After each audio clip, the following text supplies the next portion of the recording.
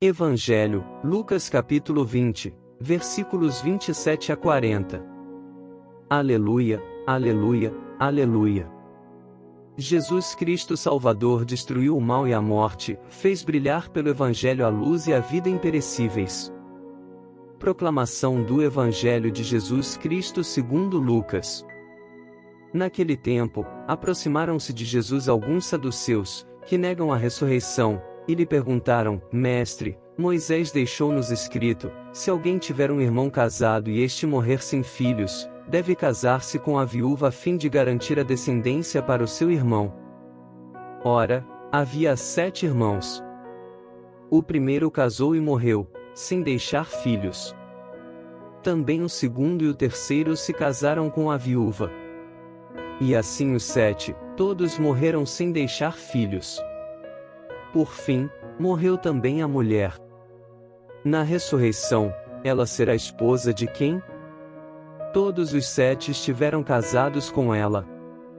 Jesus respondeu aos saduceus: Nesta vida, os homens e as mulheres casam-se, mas os que forem julgados dignos da ressurreição dos mortos e de participar da vida futura, nem eles se casam nem elas se dão em casamento, e já não poderão morrer, pois serão iguais aos anjos, serão filhos de Deus, porque ressuscitaram. Que os mortos ressuscitam, Moisés também o indicou na passagem da sarça, quando chama o Senhor o Deus de Abraão, o Deus de Isaque e o Deus de Jacó. Deus não é Deus dos mortos, mas dos vivos, pois todos vivem para ele. Alguns doutores da lei disseram a Jesus: Mestre, tu falaste muito bem. E ninguém mais tinha coragem de perguntar coisa alguma a Jesus. Palavra da salvação. Reflexão da liturgia diária. Esta passagem do Evangelho tem um ar de absoluta raridade, é uma das poucas, talvez a única, em que Jesus afirma diretamente a alguém: você está errado. E trata-se exatamente de um erro muito difundido em nossos dias, a negação da ressurreição da carne. Mistério de fé proclamado no símbolo dos apóstolos, a ressurreição da carne surge muitas vezes no ensinamento de Jesus. Em resumo, é a certeza de que, no fim dos tempos, quando o Senhor vier em glória para julgar os vivos e os mortos, todos os mortos serão revestidos de um novo corpo, agora incorruptível.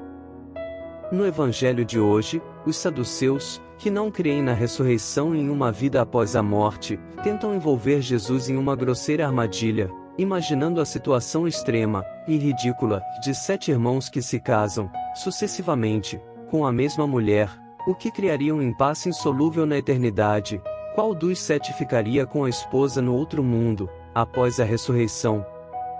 Jesus foge ao laço de seus adversários com 2 princípios.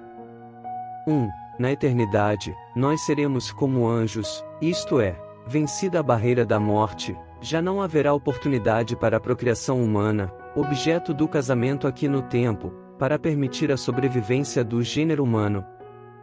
2. Se os mortos estão mortos, e não ressuscitam, como é que o próprio Deus se apresenta na Escritura como o Deus de Abraão, de Isaque e de Jacó, que já morreram? Seria ele um Deus dos mortos? Assim, com apenas 2 raquetadas, Jesus reduz ao ridículo a arapuca dos saduceus, com ironia, demonstra que os doutores desconhecem a sua própria Bíblia. Depois de passar vergonha em público, já não ousavam interrogá-lo.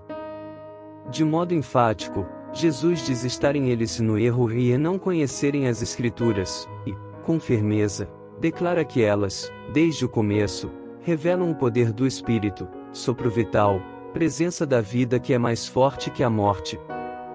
Dirá Santo Agostinho: uma vida sem eternidade é indigna do nome de vida. Verdadeira é só a vida eterna. Para Jesus, a imortalidade é mais do que a sobrevivência, é vida feliz junto de Deus.